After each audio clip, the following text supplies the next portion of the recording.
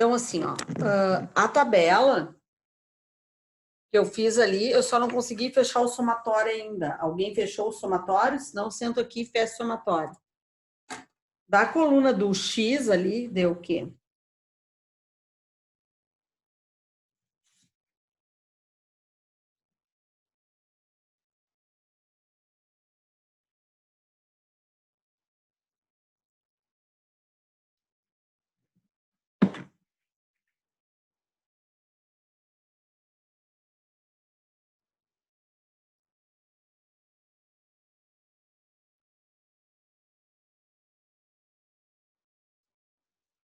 Na coluna do X deu 65. Confere?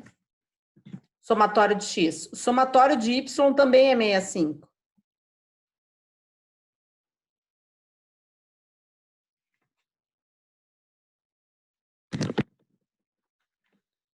Agora o somatório de X ao quadrado ali.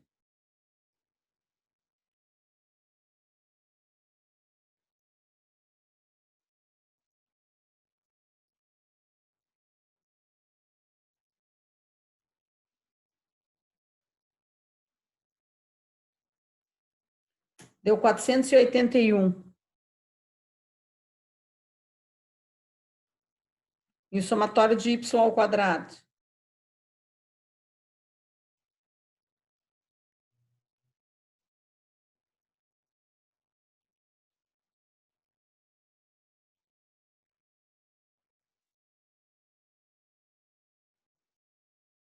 Deu 475.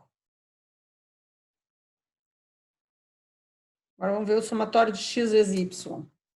Não sei se está fechando os meus valores com os de vocês aí.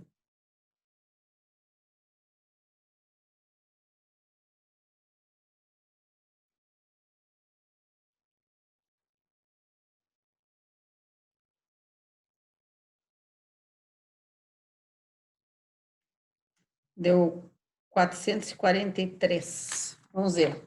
Eu vou anotar ali e vocês verifiquem se os meus valores deu o mesmo que de vocês. Quando eu montei a tabela, o somatório de X deu 65. O somatório de Y também deu 65.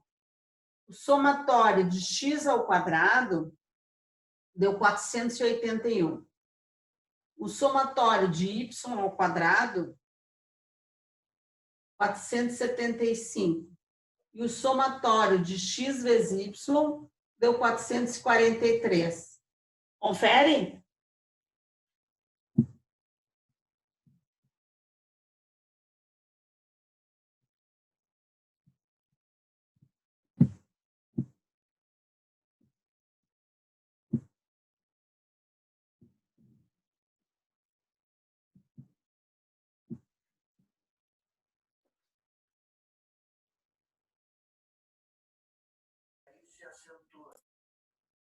Igual.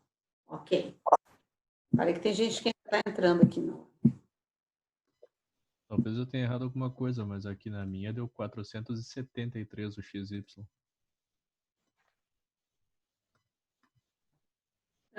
Vamos ver por linha ali. 30, 72, 56, 100, 30, 49, 72, 12, 48 e 4. Isso aí. Então, vamos somar de novo os valores.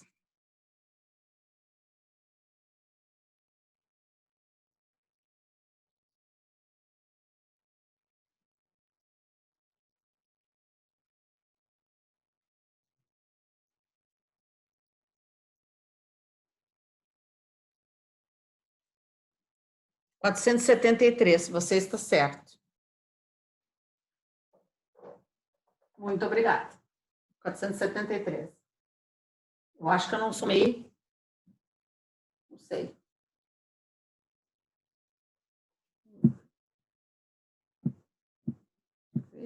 Todo mundo aí. 473. Feito.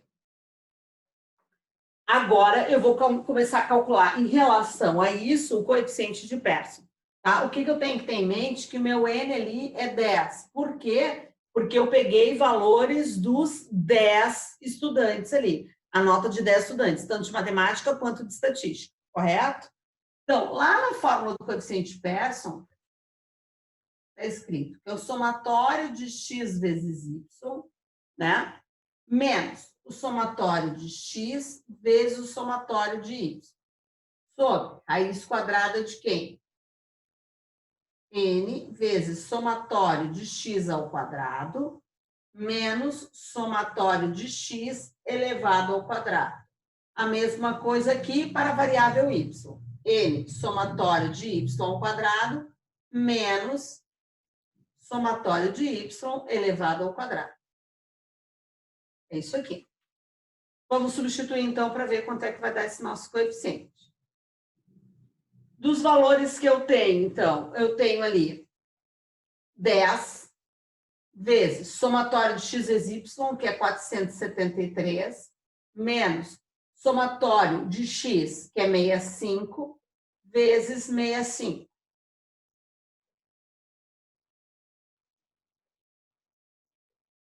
Dez vezes somatório de x ao quadrado, que é 481, menos somatório de x elevado ao quadrado. Então, é 65 que eu vou elevar ao quadrado aqui.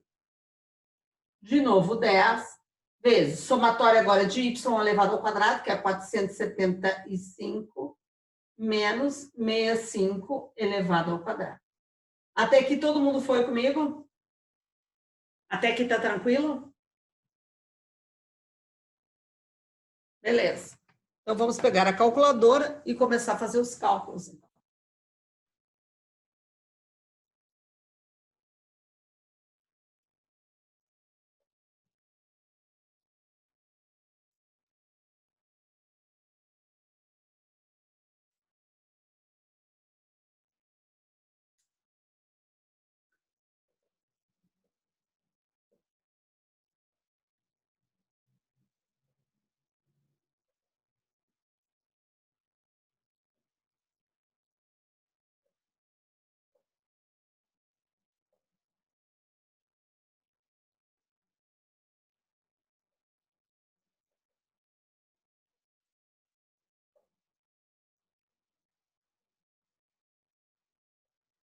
É isso. Então, 4.730 menos 4.225. 505. E aqui? 4.810 menos 4.225. 585 vezes 4.750 menos 4.225.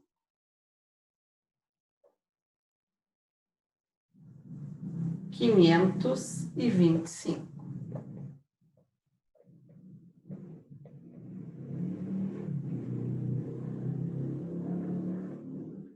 Multiplico, vou extrair a raiz. Isso aqui vai dar 554,189 aproximadamente, porque eu arredondei na terceira casa decimal, e agora eu vou dividir por 505 ali.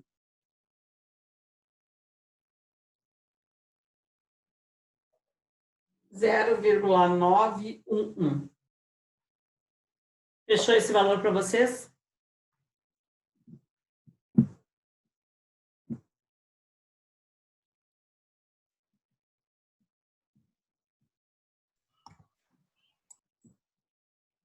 Fechou, gente?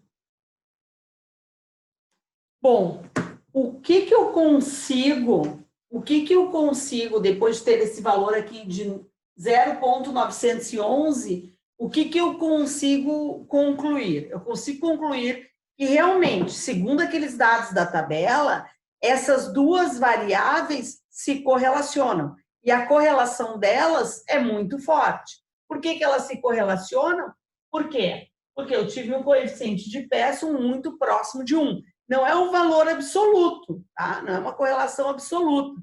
Não deu 1 cravado nem menos 1, mas o coeficiente de Pearson deu um número muito próximo de 1, então essa correlação é forte. certinho?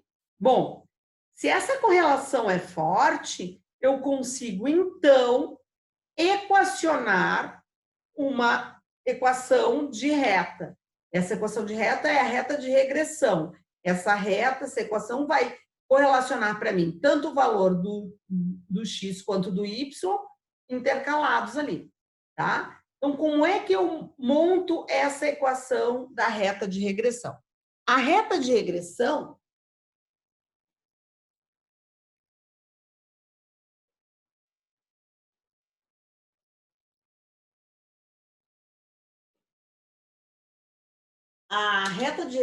acho que está ali na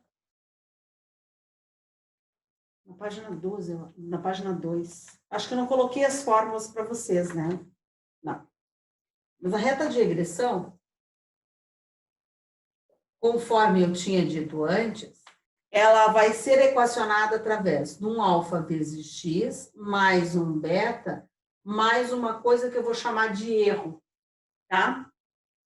O que é esse erro aqui? Esse erro aqui vai ser uma constante, tá? Que eventualmente em alguns exercícios eu vou utilizar, outros exercícios eu não vou utilizar. Por quê? Porque como eu estou falando de probabilidade, eu não estou falando de uma coisa extremamente exata. Então, eu vou ter um percentual de erro aqui, uma margenzinha de erro para oscilar dentro da minha equação, tá? Então, se vocês pegarem algum livro, a equação da reta vai vir alfa vezes x mais beta mais um erro. Esse erro aqui pode ser considerado ou não, tá?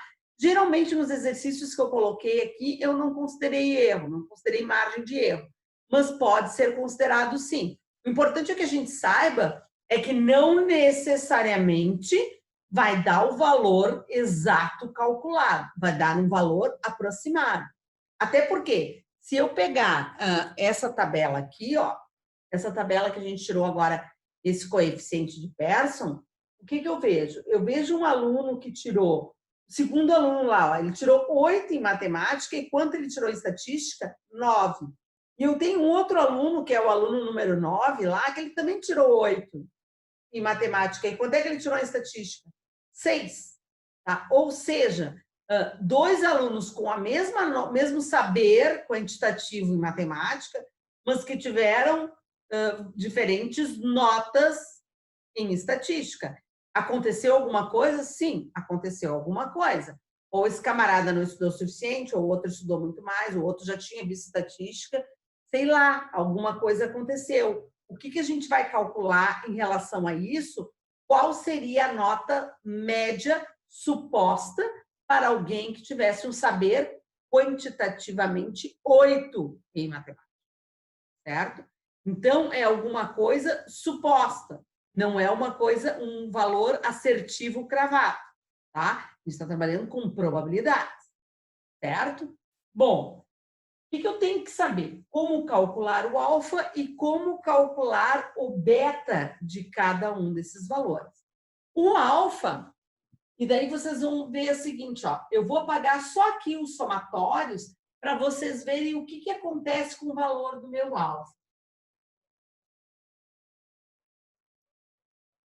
Para calcular o alfa, que é o coeficiente angular ali, a fórmula é esta, ó.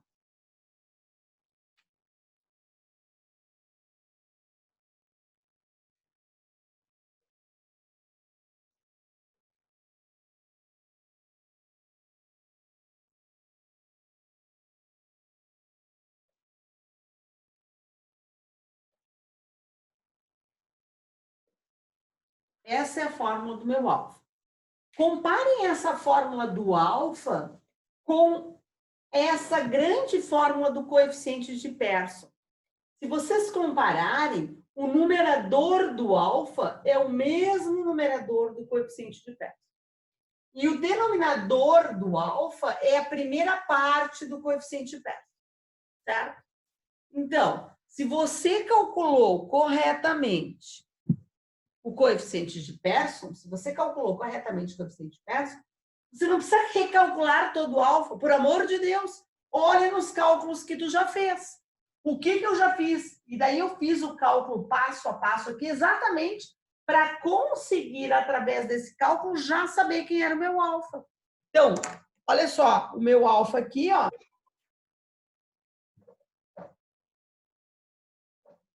Ele vai ser o quê? Quando eu comparo ali. O alfa. Quanto é que deu o numerador do coeficiente Pearson?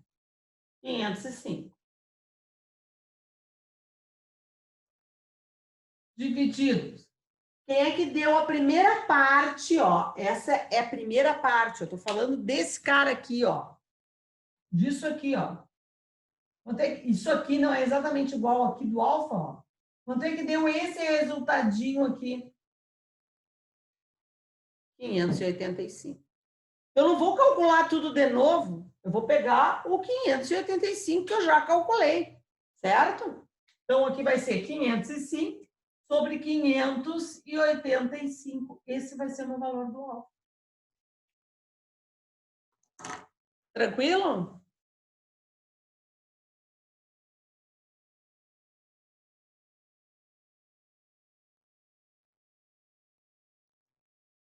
Isso aqui vai dar 0,863.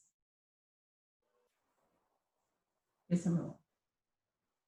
Então, eu não necessito recalcular tudo de novo. Ah, mas eu quero. Ok, então faço. Tá? Mas é só pegar esses valores aqui. Alguém não entendeu o que eu acabei de falar? Sim, professor. Ah, Então, usando essa fórmula de Pearson e mais o alfa, eu consigo descobrir beta, certo? É. E esse erro seria uma constante estipulada, alguma coisa assim?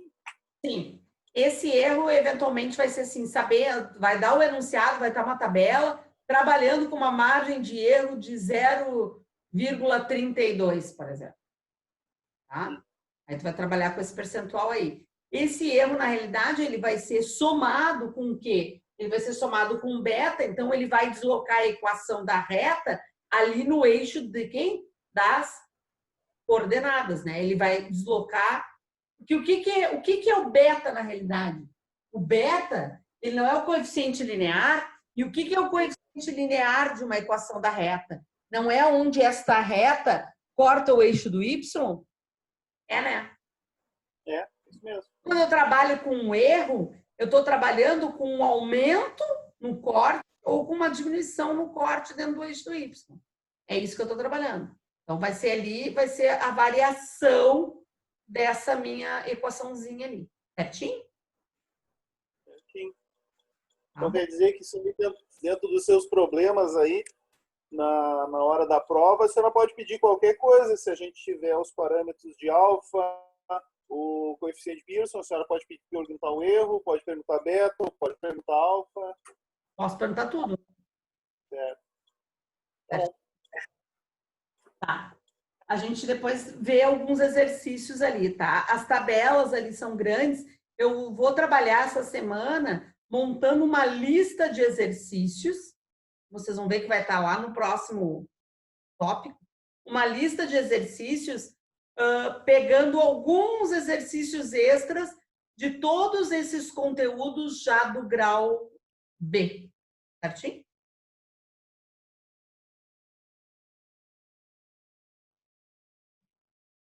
Vou apagar aqui para a gente calcular o alfa, tá?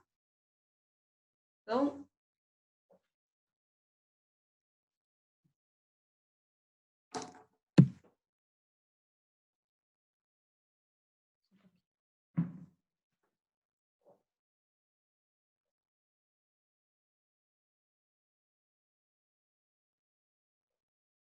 calculei o beta.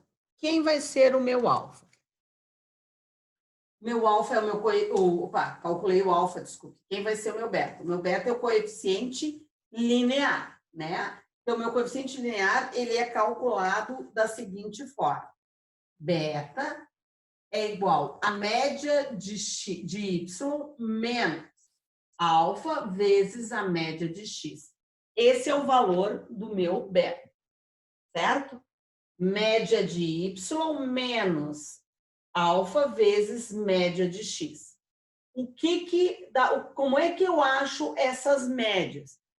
Cada vez que eu tenho alguma letra com uma barra em cima, eu sei que é média, certo? Como é que eu acho a média?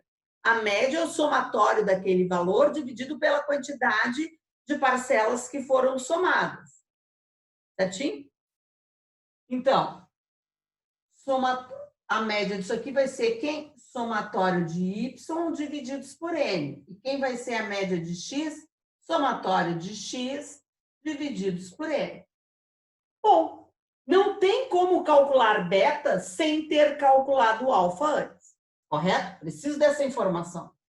Então, o meu beta vai ser...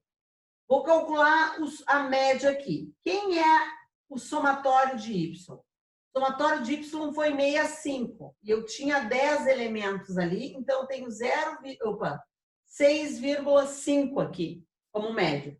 Então, 6,5. Menos o valor de alfa. Observem que nesse exercício, o meu coeficiente angular deu positivo. Significa que essa reta é crescente. Ela está ascendendo, certo? Logo, quando eu passo ela para cá, ó, ele fica 0,863 e continua negativo.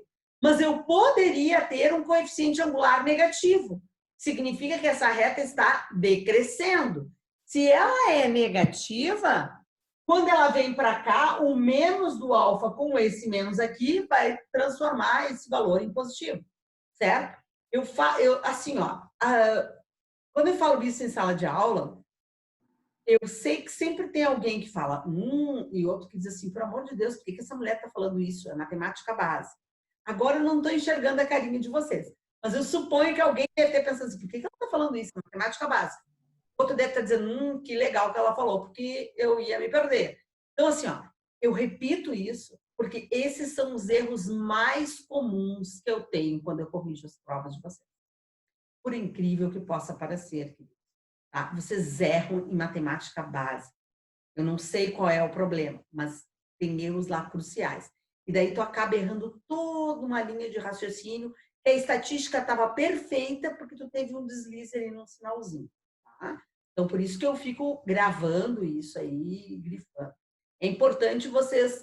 Eu não sei como é que vocês estão utilizando a metodologia desse semestre para estudar, mas vocês têm uma coisa que nenhum outro colega teve, todas as aulas gravadas, e vocês podem ver várias vezes.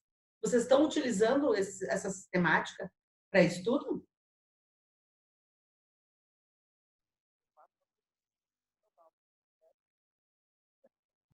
Quando dá tempo, sim, senhor.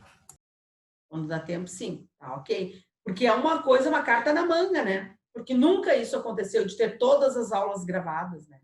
Isso é legal. Bom, quem vai ser a média do x? A média do x vai ser o somatório do x, que também era 65, se não me engano, dividido por 10, né? Vai dar 6,5. Vai ficar aqui 6,5. Ok. A partir de agora, eu consigo calcular o meu beta. Então, vou ao cálculo do beta aqui.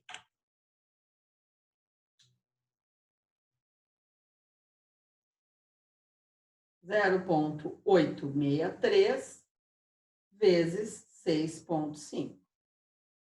Isso aqui deu 5,610. Por que eu vou colocar 610? Porque para mim deu 609,5. Como eu estou trabalhando com 3 casas decimais, eu fiz o arredondamento.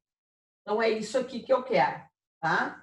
Então, 6,5 menos 5,610. E eu obtive um 0,89. Ok. Tenho todos os valores para montar a equação da reta. Tá? Então, vou montar a equação da reta. Vou apagar aqui.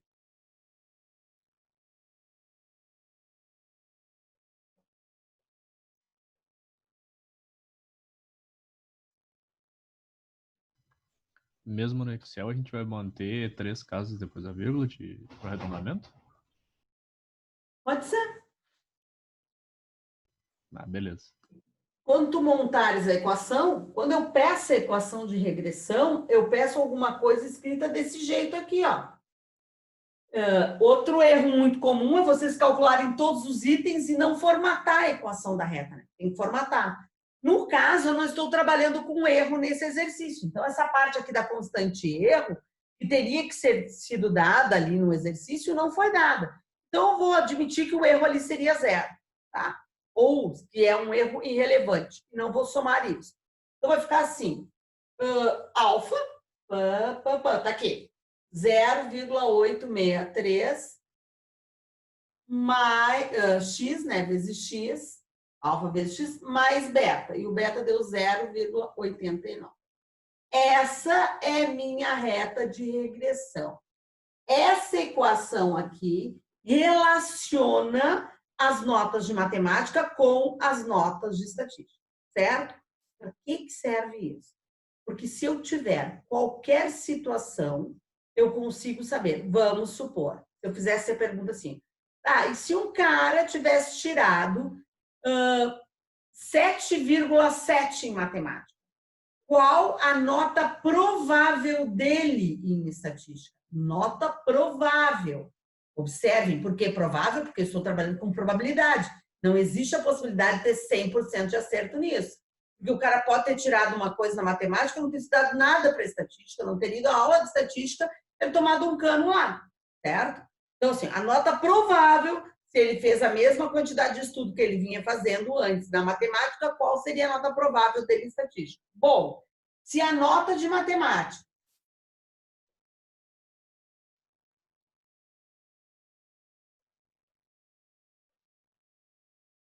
foi de 7,7, essa matemática aqui não é a nota, não é a variável x, não é o termo independente, qual a nota provável em estatística? Só substituir ali, ó. Então, tu tens que y é igual a 0,863 vezes 7,7 mais 0,89. Certinho? Aí. Tá. Então, vamos lá.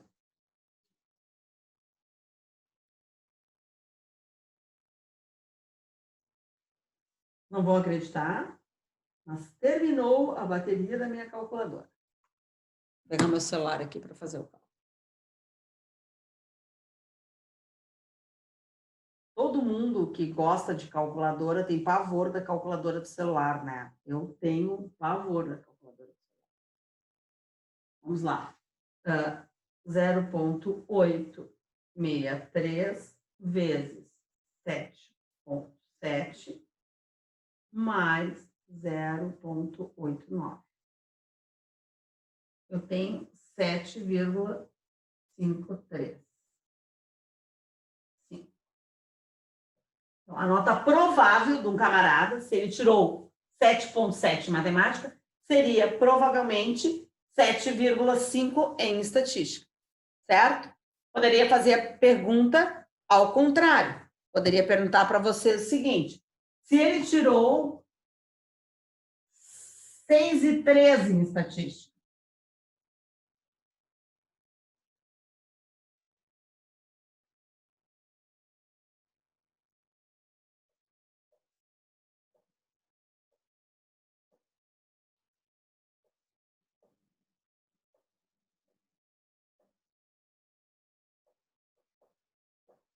se a nota de estatística foi 6,13, qual seria a provável nota em matemática? Bom, nota de estatística é Y. Ele está querendo saber a nota de matemática, que é a variável independente. Então, 6,3 no lugar do Y, 0,863 vezes X, mais 0,89. Primeiro você pega isso aqui, passa para cá e depois passa dividindo aqui, ó.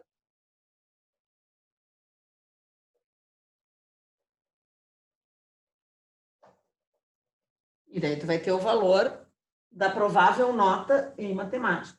Vou fazer.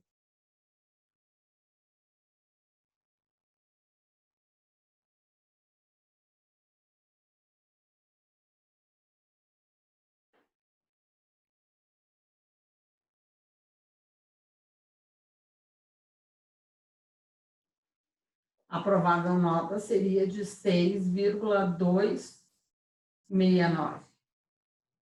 um arredondamentinho ali, né? Se fosse a nota fosse considerada com uma casa decimal, seria 6,3.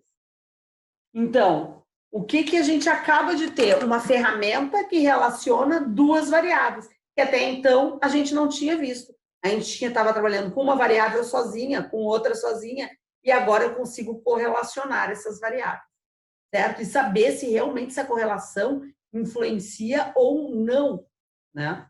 Isso é importante. Por exemplo, vocês estão fazendo aí um trabalho de vocês do grau B, certo?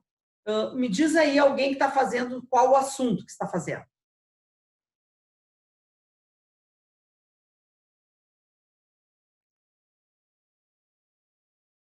Vocês me digam.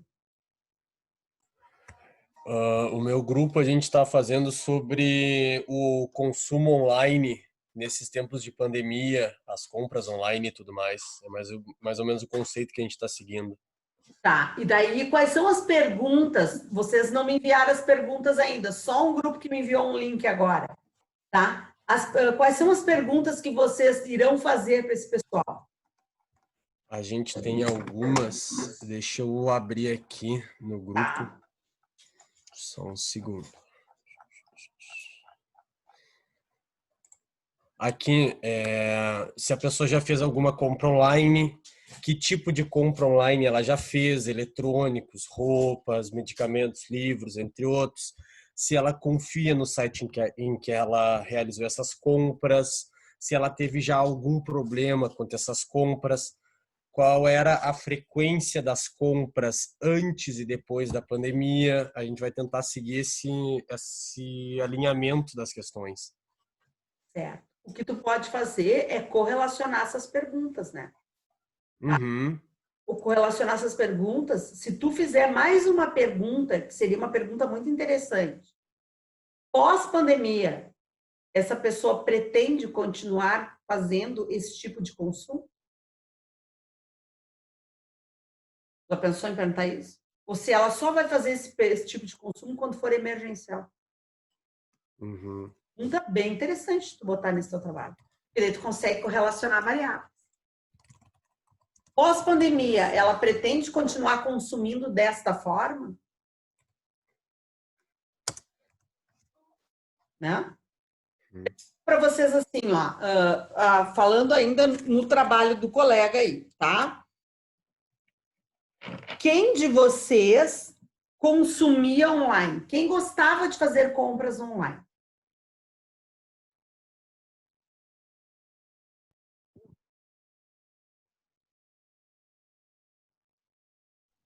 Eu fazia, professor. Bastante? Sim. Tá. Você se enfranca. Eu, por exemplo, eu não fazia muita compra online, sabe? Claro, né? Eu nasci com uma data um pouquinho mais antiga do que a de vocês, né? Então, muitas coisas para mim eram estranhas. E o que eu estou fazendo agora? Eu estou consumindo online. Tá? E consumir online, eu continuo consumindo nos mesmos lugares, dou preferência a consumir nos mesmos lugares que eu consumia, só que de uma forma diferente. Então, fez com que, durante essa pandemia, o meu jeito de pensar em consumo tenha ficado diferenciado. Eu continuei tentando ter cada vez que eu vou comprar alguma coisa, eu tento ter os mesmos fornecedores. Então, a primeira ideia é procurar os mesmos fornecedores. Caso isso não seja possível, aí entra numa série de outras possibilidades de fornecedores, certo? Mas isso é um mundo totalmente novo. E para quem vende também, porque muitas pessoas, antes da pandemia, jamais pensaram em ter o seu negócio colocado na rede, certo? Simplesmente as vendas eram presenciais. E agora, obrigatoriamente, forçou as pessoas a se reinventarem, né? E isso foi uma coisa bem interessante. Até para... Quem que ele botou? Alguém diz que ama, a Ana diz que ama fazer compra online, Aninha, tá? Então, assim, as pessoas começaram a comprar coisas. Assim, Uma pessoa, eu comprei, eu adoro ler, eu leio muito, né? E daí todos os meus livros que eu tinha comprado, eu tinha lido nas férias. É bem claro que eu tinha lido nas férias. E daí começou o ano letivo, eu disse, não vou conseguir ler, né? Ok, daí agora veio essa pandemia e eu disse, preciso de alguma coisa para ler, porque só trabalhar, diversificar meu trabalho aqui na rede, eu preciso de alguma coisa para ler. Vou comprar livro online. Aí aonde vou comprar? Aí comecei a procurar em pequenos estabelecimentos, até para fortalecer esses pequenos. Eu não fui numa livraria online conhecida, eu fui em pequenos estabelecimentos para ajudar nessa compra e nessa busca aí. Essa conscientização também eu adquiri. Então, dentro dessa tua pesquisa aí, eu não consigo me lembrar o nome da pessoa que falou comigo da pesquisa, mas dentro dessa pesquisa, de pesquisas de compras online, tu pode abrir um leque muito legal, até pensando na conscientização de onde comprar, sabe? Deixar de comprar em grandes redes e começar a comprar dos fornecedores pequenos para que eles não decretem falência, para que tu, sabe? Tudo isso aí pode ser pesquisado e correlacionado. Acho que esse teu teor da tua pesquisa é muito legal e dá para ser bem abrangente. Alguém mais quer falar? Obrigado, professora. Nada. Quantos estão fazendo contigo essa pesquisa? Eu mais 3 colegas. Já colocaram o telefone daquele colega ali no grupo? Se não me engano, ele já entrou ali no grupo geral da turma, mas a gente já tem o nosso grupo do trabalho. Não, no grupo geral. Ele pediu para entrar. Ok. Alguém mais quer falar sobre o seu trabalho? Eu não sei, eu acho que daqui a pouquinho vai cair essa live. Daí a gente entra